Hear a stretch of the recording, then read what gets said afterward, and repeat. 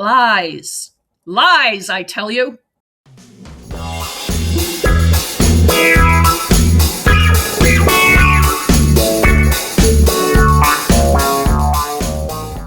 What's up, guys? It's Devin Harrington, the average Gen Xer, and welcome back to my channel, where today we're going to take a look at some Reddit posts that are asking the question, is marriage propaganda against women? Spoiler alert, yes. Yes, it is. So let's get to it. But first, on every video on this channel, I take a second to beg and plead with all animal lovers out there. Please consider volunteering on site or fostering for your local animal shelter or rescue. This is my little Ella Fitzgerald. She is getting over her trauma. She's coming along. She lets me pick her up now, and she loves to play fetch with me, and she's doing really good. She was one of over 50 dogs seized in a hoarding / puppy mill situation, and she did not have a good life before now. But she's on the mend now, and she's such a good girl. She's not happy and expressive the way a lot of dogs are, and that can be a bit of a hurdle for adopters to get over. But there is a person out there for every animal. I have seen it happen too many times. And so we will find her perfect person soon. I think she's going to be ready to get adopted within the next month, and then I will move on to another foster. So if you love animals, please consider just checking out the website of your local shelter and see how easy it is to volunteer or foster. And then you can do your little part to help save the world. Do it for the animals. Thanks. Oh, what a good girl. Okay, so first post is from the subreddit Single and Happy, and it's by user Financial Fix, who comes right out and says, marriage and kids are propaganda against women. I will stand by the idea that some women have been brainwashed to want marriage and kids. I mean, does anyone disagree with that statement? You could add, for human history, women have been brainwashed. And that's not to say all women. Obviously, I'm not making such a broad generalization. But let's be real. I mean, there are plenty of women who live in the world where they grow up just assuming they're going to get married and have children because that's just what you do. And we need to have a lot more critical thinking skills when it comes to bringing children into the world, in my humble opinion, on my humble channel. She goes on. For years, women have been told to just stick it out in their unhappy, unfulfilling relationships and bear children for men who can't even wipe their own arse.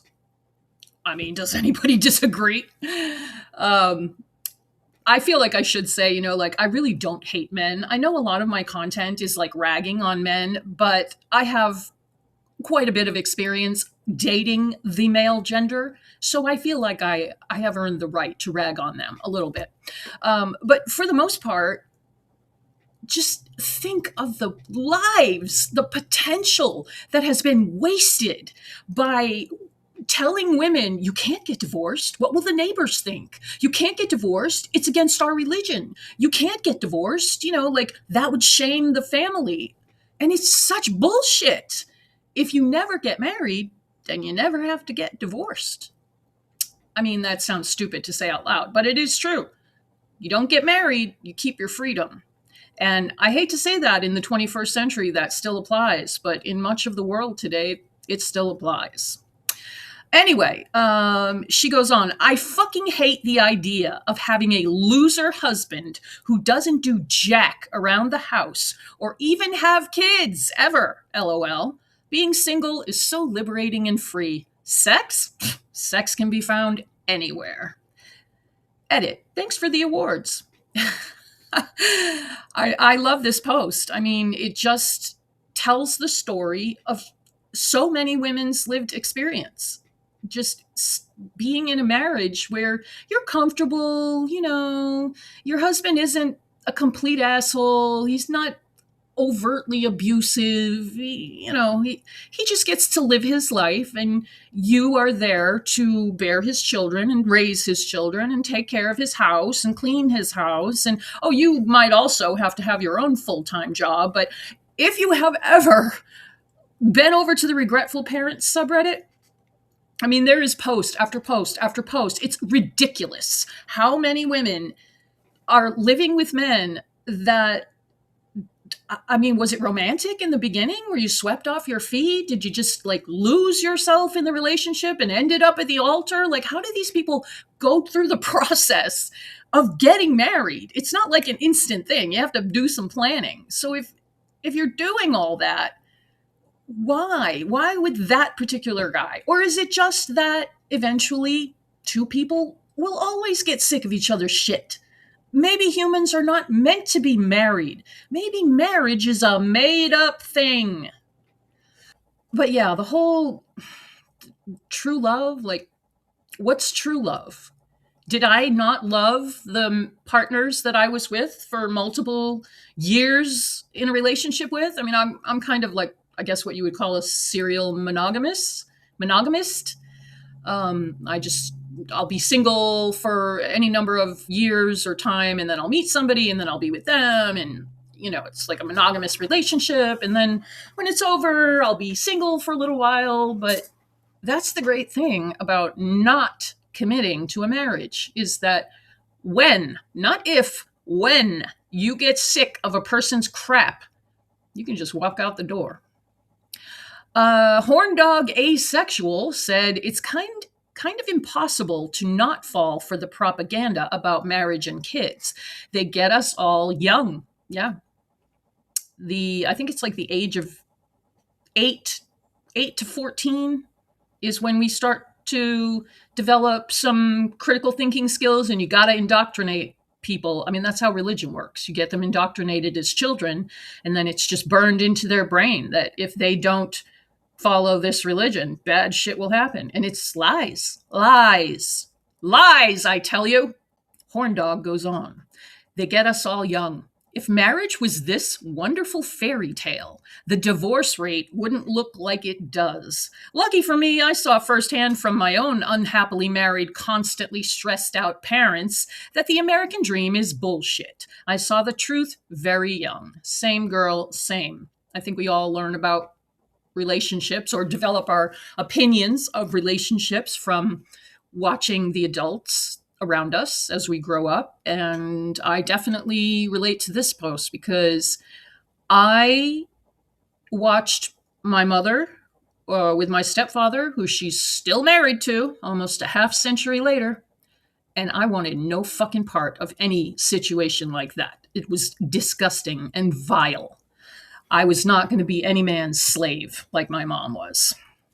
Red Battle Axe said, I was fortunate that the older women in life told me over and over to focus on school. It's never been a huge priority for me, and I definitely don't want kids. Marsupial Aromatic responded, my parents, aunties, and uncles, and even grandparents were mostly fighting and unhappy. I don't know why I thought I'd be different. I thought maybe being educated would somehow change things, but it didn't.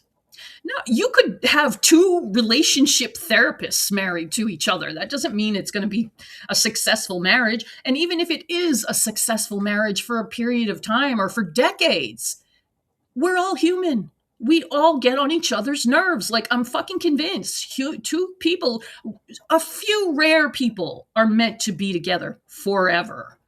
But the rest of us, who wants to be miserable like that? Why would you just give up your life to stay with someone who makes you miserable just so the neighbors don't talk shit about you getting divorced, which they wouldn't give a shit anyway, or your family or society or your church or whatever? Life is way too short and way too precious. And none of us, regardless of what anyone says, none of us know what happens when we die. This might be it. So you really want to stay with some asshole you can't stand and clean up after his ass? Oh my God, what am I talking about? Okay, Affectionate Tap. It's the same with fairy tales. If you love the beast enough, he'll change into a wonderful man. Only a man can kiss you so you wake up. Oh my God. That's fucking brilliant. And so true. Yeah. How many women stay in relationships because they feel like, oh, I can help him. I can help him be sober or whatever it is, you know? No, you can't. Everybody's got to kill their own snakes. That's one of my favorite sayings because it's true. You can't fix anybody. It's hard enough to change yourself and fix yourself. And Horn Dog Asexual responded, yep, fairy tales are probably the main reason we have the I can change him types. Exactly. Affectionate Tap, definitely. My niece is on her third marriage, but calls me a sado singleton. Sad single woman. I don't think she knows what blissful peace is. No, not yet, but maybe she'll wake up. Alarming Weird said, not only the American dream, I would say the only dream. Yeah. So if you are a woman who has no interest in getting married or having kids or doing any of that, that's totally fine. Go live your life. But it is basically true still today that marriage, kids, family, house, making memories, that's the point of your life. And that doesn't fit. That's not a one size fits all. So I really feel for women out there who have families who expect them to get married and to have kids if they are someone like me who couldn't be bothered. Okay, moving on. Okay, another post from the Single and Happy sub, and it's by user Pitiful Hat, the propaganda of marriage and romance. I would say romance is really what hooks a lot of people, particularly women, because we are romantic at heart, and for the most part. And the Disney romance novels, all those things, even like teen magazines on the cover, it'll be like How to Catch Your Crush or some bullshit. It's just relentless what young girls are faced with. It's no wonder so many of us grow up and think, okay, I guess I'm getting married and having kids. Do I want that? I don't know. Maybe not, but that's what I got to do. Oh, please, please, let's all start using more critical thinking. Okay, so Pitiful Hat says, so of course, we all have been conditioned and raised in finding the one. The one. Even when I was a kid, I still thought that was a ridiculous concept. There's billions of people in the world. You're supposed to go find the one. Oh, and by the way, the one just happens to live in your town or nearby. It's crazy. In my opinion, everybody has many ones because different partners bring out different sides of your personality. And you grow, you age, you learn, you change. I will never understand people who marry their high school sweetheart and then are still married. I have girls I went to high school with that got married not too far out of college, and they're still married, got a couple of kids, speak highly of their husband on Facebook, and good for them. If that's the truth of their life, good for them. If you are one of those people who loves your marriage and kids and thinks I'm crazy, good for you. You are the person that should be married. This content is for people who are on the fence or who somehow don't realize they have a choice. And yes, if you go to Regretful Parents subreddit, I cannot believe the number of posts of women saying, I really didn't know that it was an option not to get married and have kids. Okay. They go on. I know for me, as a Black woman, I am also under the patriarchy and anti-Blackness. To my point, we're all hoaxed into romance with movies, TV shows, and music. We're told our entire lives that finding a partner or the love of your life is imperative and is end-all be-all, yes. If you can't find someone or you're single, you'll be ostracized, demonized, and you'll have no happiness. Lies! Lies, I tell you! It's embedded in our entire everyday lives. Our families, parents, or friends all have love or have found someone. Then we have to be in relationships or the world is against us. It's exhausting. Also, you're seen as the bitter black woman if you're single. It's delusional and ridiculous. It's all BS. We see people in real relationships who are miserable, crying over their baby daddy, or someone is cheating with a hot Instagram model. It never ends. I have friends who are like, such and such are my best friend, and then turn around and complain about them. It makes me want to scream and rip my hair out. How do you deal with this? I know it's all projection. And then this person, Tenacious Villain, had a spot on, beautifully written response, which I will read now. Tenacious Villain says, I have made peace with where I stand in this world, a peace hard won by tearing down the patriarchal scaffolding that dared to tell me my worth was tied to a man. Oh, she is woman, hear her roar. I do not entertain the shallow, nosy questions like, why such a big house? Or don't you want children? Or the crown jewel of condescension, where is your man? My God. Oh, God, please somebody ask me that. I buried him in the backyard. These questions are not curiosity. They are accusations wrapped in civility. Oh, hell yes, they are. Every child-free person has had that stupid shit thrown at them with a smile on the person's face. Like, I'm just asking why you're not normal like all of us. Their subtext is dripping with disbelief that I can thrive, unapologetic and untethered to their small ideas of happiness. Their shock amuses me. You can see it plain as day in the way both men and women shrink under the weight of their own insecurities when they realize I don't need what they think I should need. Their judgments, paper thin. Their intimidation, palpable. Their offense, a mirror to their own unexamined lives. How dare I, a woman, walk through life with confidence, wholeness, and success without clinging to the hollow promises of societal approval, without clinging to the lies. And she's got lies, all caps. I'm telling you, lies, I tell you. Lies of the provider and protector man. How dare I not beg for a man's gaze or bend under the pressure of a world desperate to define me by someone else? I do not tolerate their sideways comments, their veiled criticisms, or their well-meaning concerns. I call them out where they stand. And when I do, they are left in silence, forced to confront the bitter truth. The lives they lead are not their own. They've traded autonomy for conformity, authenticity for acceptance. I keep my heart open to connection, and I often find it all around me, but not the love born of desperation or need to conform, but the kind that exists without conditions, free of the world's expectations. It's rare, beautiful, worthy, but it is not my pursuit. My pursuit is my freedom, my peace, my refusal to settle for a life defined by anyone but me. God, I love this woman. How do I deal with it? Simple. I don't. I don't have the time, the patience, or the inclination to make room for people who think their opinions should dictate my worth. Instead, I choose me. I center myself.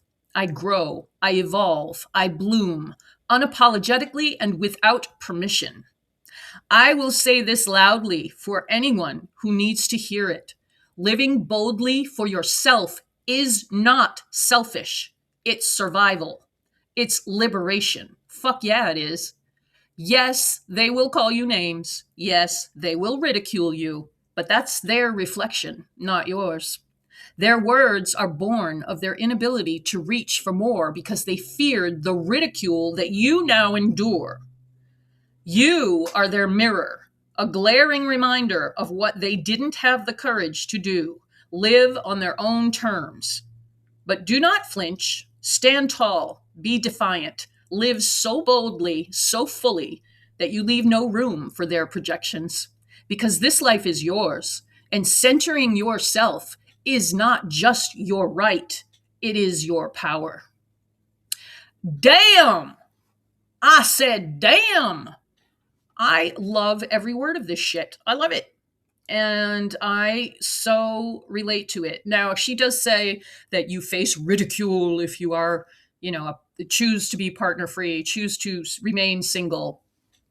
And maybe, yeah, some ridicule is coming our way, but more often it's, these sideways questions that you get. Oh, where's your man? Oh, how many kids do you have? Blah, blah, blah, blah, blah. And that's because they're the majority. And if you're not in the majority of basically anything, whether it's a lifestyle or a thought process or whatever, you're going to get pushback because humans are herd animals. And we know that safety is in the herd. So that's why we have a drive to be like everyone else. And as I said, critical thinking. It takes a person who has worked on themselves and realize that way of life is not for them, and that's okay. So I know I'm going to get comments like I always do when I do the single and happy kind of stuff that, well, so what? So don't get married if you don't want to get married. Who cares? Yeah, that is true in most countries. If you don't want to get married, you don't have to. But it's not true in every country. And until it becomes a global accepted notion that there is more than one way to do life, we're going to keep talking about it. And then Interesting Camp said, damn, I want to print this. You go, girl. I did have one other little post to read, but that comment was just so brilliant. I'm just going to leave it right there. So I would love to hear everybody's thoughts on, is marriage propaganda against women? Now, I know I said it earlier, but I'll say it again. If you are someone who loves your marriage and loves being married and couldn't imagine not being married, and that's your way of life and you're so happy, fantastic. I am thrilled for you. I am not saying that being child-free by choice and partner-free by choice is for everyone. I'm just saying marriage and kids is not for everyone, and that's okay. So if you like this video, please like it, please hype it, please do all those YouTubey things. And I so appreciate everyone who has gotten us over the 3,000 subs mark. I am so ecstatic every time the number of subscribers goes up, and it's just a little bitty channel, but we're plugging along, and I really appreciate everyone that stops by to hear me talk shit on the internet. And I'll see you guys in the next video. Thank you so much.